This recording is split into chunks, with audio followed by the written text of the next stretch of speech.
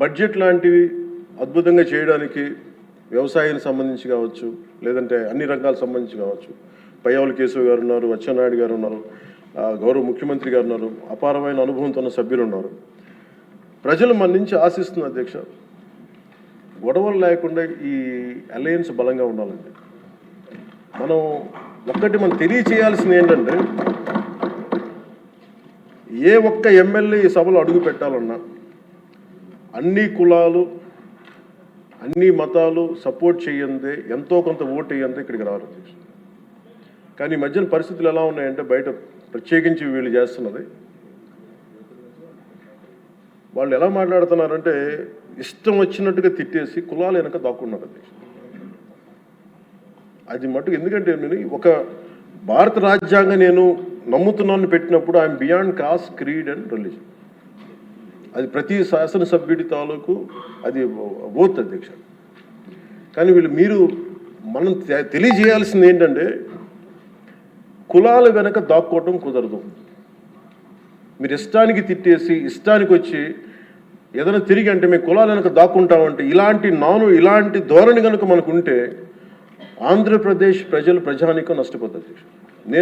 నేను చెప్తున్నాను, కులాలు మతాలు ప్రాంతాలు దాటకపోతే ఈ రాష్ట్ర ప్రయోజనాలను మనం సాధించలేము.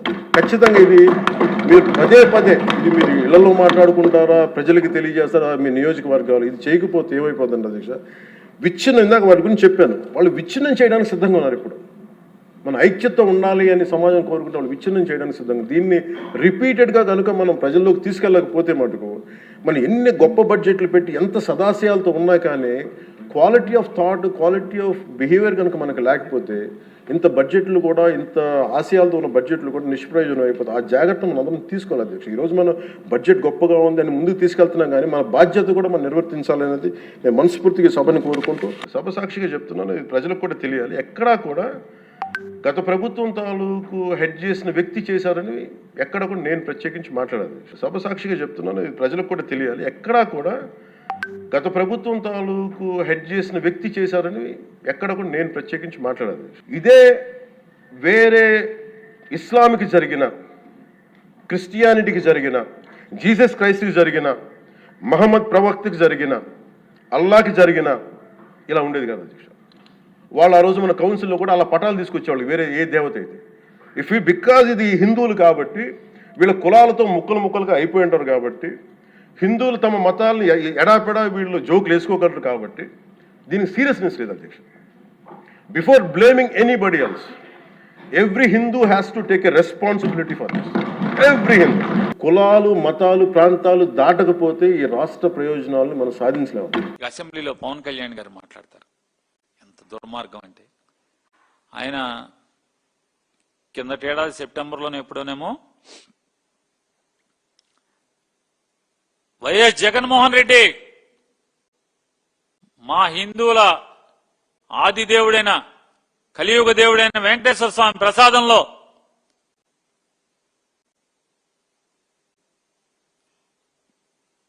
పశువుల కొవ్వు కలిపావు, పంది కొవ్వు కలిపావు, చేప కొవ్వు కలిపావని చెప్పని పసుపు బట్టలు కాషాయ బట్టలు కట్టుకుని మెట్లు కడిగి బొట్లు అద్ది పసుపు అద్ది కుంకుమ అద్ది తిరుపతి వెళ్ళి ఆపు సోపాలు పడుతూ మెట్లెక్కి పైకి వెళ్ళి కిందకు వచ్చి పబ్లిక్ మీటింగ్ లో ఐఎమ్ అన్అపాలజెటిక్ సనాతని అని చెప్పని పెద్ద పెద్ద మీటింగ్లు పెట్టి వాళ్ళ అసెంబ్లీలో ఏం మాట్లాడతారు చూడండి. దేవుడి గుళ్ళోనేమో తిరుపతి వెంకన్న సాక్షిగా నువ్వెవడవయా, నువ్వు క్రిస్టియన్వి, మా లడ్డూలో ఈ కలుపుతావా, కొవ్వు కలుపుతావా అని బహిరంగంగా నిర్లజ్జగా మాట్లాడి ఇవాళ అసెంబ్లీలో మాట్లాడతాడు ఆయన. ఏమంటారు పవన్ కళ్యాణ్ గారు? నేను జగన్మోహన్ రెడ్డి గారు నేనేమనలేదు, ఆయన ముఖ్యమంత్రి ఎట కూర్చుని కలుపుతాడు, ఆయన ప్రభుత్వంలో టీటీడీ బోర్డుది బాధ్యత అన్నాను.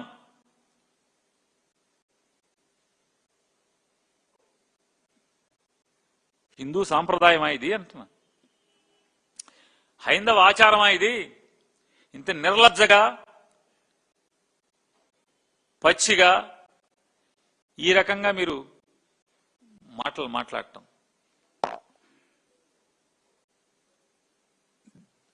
దేవాలయం దగ్గరేమో దుర్గగుడి దగ్గర ఉన్న దేవాలయంలో లేదా వెంకన్న స్వామి దేవాలయంలో పంది కొవ్వు ఆ కొవ్వు ఈ కొవ్వు కలిపాడు జగన్మోహన్ రెడ్డి అని మాట్లాడతాడు. ప్రజా దేవాలయంలో నేను అన్నానా జగన్మోహన్ రెడ్డి గారిని అని మాట్లాడతాడు. ఈయన చాలా నిక్కచ్చిగా మాట్లాడతాం, మనం మన బలహీనత అదే అని మాట్లాడుతున్నాడు. చూడండి ఏ పార్టీ నిక్కచ్చు అయింది. ఇక నెయ్యి వెంకటేశ్వర స్వామి ప్రసాదానికి వాడిన నెయ్యి, చంద్రబాబు నాయుడు గారి ప్రేలాపనలు, పవన్ కళ్యాణ్ గారి ప్రేలాపనలు, నారా లోకేష్ నాయుడు గారి ప్రేలాపనలు, ఇవన్నీ ఇవాళ ప్రజలు తీగలాగితే డొంకంతా కదిలినట్టుగా బోలేబాబా ఏఆర్ డైరీ తీగలాగితే వైష్ణవి డైరీ తీగలాగితే సంగం డైరీ, ఇంకో బోలేబాబాని లాగితే హెరిటేజ్ని లాగితే ఇందాపూరు. ఎవడిలందరూ ఇందాపూర్ ఎవడు, వైష్ణవి ఎవడు, బోలేబాబా ఎవడు, ఆ బోలేబాబా ఎవడు, ఏఆర్ ఎవడు, సంఘం ఎవడంటే అందరూ వెంకటేశ్వర స్వామికి నెయ్యి సప్లై చేస్తారు అందరూ. ఇంకేమన్నా అంటే చూడండి ఎంత బాధ ఆయనకి. నారా చంద్రబాబు నాయుడు గారు ఆయన చెప్తాడు చక్కటి మాట, అది పదకూర్పు ఒకసారి. నా ఫ్యామిలీ బిజినెస్ అధ్యక్ష, నా ఫ్యామిలీ బిజినెస్, నా కుటుంబం బ్రతుకు తెరువు కోసం వ్యాపారం అంటే వినండి ఆయన మాటలు అసెంబ్లీలో మాట్లాడాడు ఆయన. నా కుటుంబం జీవించడానికి బతుకు తెరువు కోసం జీవనం సాగించడానికి హెరిటేజ్ ఎయిర్ నడుపుతున్నారన్నారు. వారి శ్రీమతి గారేమో మాది 4,000 కోట్లు టర్న్ ఓవర్ అని చెప్పి ఆవిడ అంటారు. నారా చంద్రబాబు నాయుడు గారు ఒకరోజేమో ఎలవై 4 లక్షల కోట్లు నా ఆస్తులు అంటాడు ఆయన. మరి ఇదంతా ఏంటిది? ఇదంతా ఎందుకని అంటే కలియుగ దైవం అనేటువంటి శ్రీ వెంకటేశ్వర స్వామి లడ్డూకి బ్రాండింగ్ లేదు, మీ హెరిటేజ్కి మాత్రమే బ్రాండింగ్ ఉంది. అంటే మీ హెరిటేజ్ బ్రాండ్ దెబ్బతినకూడదు, షేర్ వాల్యూ పడకూడదు. వెంకటేశ్వర స్వామి లడ్డూ వాల్యూ పడిపోయినా పర్లా, లడ్డూ వాల్యూ పడిపోయినా పర్లేదు కదా చంద్రబాబు నాయుడు గారు. నారా చంద్రబాబు నాయుడు గారు నిజంగా మీరు చెప్పండి, మీకు అంతరాత్మ మీద చేసుకున్నా కూడా నిజం రాదు మీకు. మీ 4 మచ్చలు మా చంద్రబాబు నాయుడు గారు మీ 4 మచ్చల మాటలు ఏం చెప్పారు? అసెంబ్లీలో చెప్పారు. ఏం చెప్పారు? హెరిటేజ్ అనే నా కంపెనీ, నా కుటుంబ సభ్యుల కంపెనీ గవర్నమెంట్కి కానీ తిరుమల తిరుపతి దేవస్థానానికి కానీ 1 కేజీ కానీ 1 లీటర్ కానీ పాలు కానీ పెరుగు కానీ నెయ్యి కానీ మజ్జిగ కానీ నేను ఏనాడు సప్లై చేయలేదు. నేను గట్టిగా వార్నింగ్ ఇచ్చాను మా కంపెనీ వాళ్ళకి, గవర్నమెంట్ దగ్గరికి దేవుడి దగ్గరికి మీరు రాబాకండి అని చెప్పాను మాట్లాడాడు. ఇంతకన్నా పచ్చి దగా ఉందా అని చంద్రబాబు నాయుడు గారిని అడుగుతున్నాను. దగా ఉందా ఇంతకన్నా అంటున్నాను. 14-19లో ఎన్ని లక్షల కోట్ల రూపాయలు, లక్షల కోట్ల మజ్జిగ ప్యాకెట్లు లేదా నెయ్యి ప్యాకెట్లు చంద్రన్న కానుకలో మీరు నెయ్యి వాడారా లేదా? హెరిటేజ్ నెయ్యి సప్లై ప్రజలకు పంచిపెట్టారా పంచలేదా? చెప్పండి. అలాగే మీ కంపెనీకి సంబంధించినటువంటి మిగతా వస్తువులు దాంట్లో ఉన్నాయా లేవా? అలాగే మజ్జిగ ప్యాకెట్లు వేసవి కాలంలో ప్రజలకి ఖచ్చితంగా హెరిటేజ్ నుంచి కొనుగోలు చేసి కలెక్టర్లను పంచిపెట్టమని చెప్పని ఆదేశాలు ఇచ్చారు, రాతపూర్వకమైన ఆదేశాలు ఇచ్చి అమ్మారు కదా. ఏ హెరిటేజ్ ఎందుకని?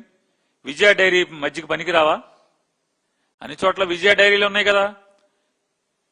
మనోడు సంగం డైరీ కూడా ఉందిగా పక్కన, మనోడిది లేదు. విశాఖ డైరీ ఉంది కదా, అన్ని చోట్ల అన్ని డైరీలు ఉన్నాయి కదా.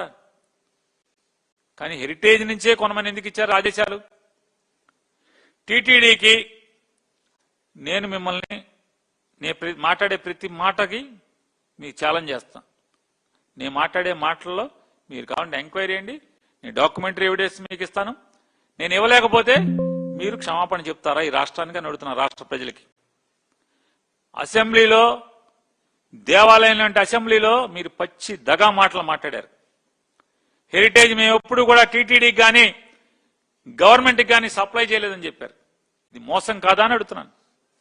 తిరుమల తిరుపతి దేవస్థానానికి మీరు ముఖ్యమంత్రిగా ఉండగా టెండర్లు లేకుండా 2000 కేజీల పాలపొడిని టీటీడీకి అమ్మారా అమ్మలేదా? అమ్మారు కదా.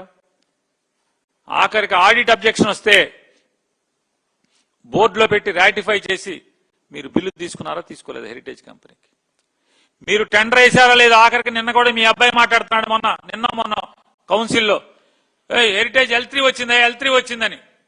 నేను అడుగుతున్నా, తిరుమల తిరుపతి దేవస్థానంలో L1, L2, L3కి సప్లై చేసేటువంటి సాంప్రదాయం ఉందా లేదా? ఉంది కదా. మీరు ఎప్పుడు టెండర్లు కూడా వేయలేదన్నారు. టెండర్లు పాల్గొన్నారు కదా. గవర్నమెంట్ మీ దగ్గర ఉంది. మీరు హెరిటేజ్కి నెయ్యి ఇప్పుడు ఏ సంవత్సరంలోనా మీరు సప్లై చేశారు, టెండర్లు వేశారని నా దగ్గర డాక్యుమెంట్ ఉంది. సప్లై చేశామా లేదా మీరు రాతపూర్వకంగా టీటీడీ ఈవోని డిక్లేర్ చేయమని చెప్పండి. పాత్రికేయ మిత్రులకి రాతపూర్వకంగా రాసిమ్మని చెప్పండి. పాలపొడి కానీ లేదా నెయ్యి కానీ సప్లై చేయలేదు, అలాగే హెరిటేజ్ ఎప్పుడు కూడా టెండర్లో పాల్గొనలేదు అని చెప్పి రాసిమ్మని చెప్పండి. మీ అబ్బాయి చెప్పాడు నిన్న, మేము పాల్గొన్నాము, L3 వచ్చామని. L3 వచ్చామన్నారు కానీ సప్లై చేయలేదని మీ అబ్బాయి గారు చెప్పలా. మీరేమన్నారు? అసలు మేము టీటీడీ జోలికి వెళ్ళొద్దని చెప్పాను నేను అంటున్నారు. మీరు సప్లై చేశారు, టెండర్ లేకుండా సప్లై చేశారు. వేరే ఎవడన్నా వేరే కంపెనీ వాడికి అయితే ఈ రకంగా మీరు టెండర్ లేకుండా టీటీడీ కొంటదా? ముఖ్యమంత్రి గారి కంపెనీ కాబట్టి కొంది. ఎందుకని మన దగ్గర పాలపొడి మిగిలిపోతుందని కొన్నారా? టీటీడీకి దేనికి పాలపొడి?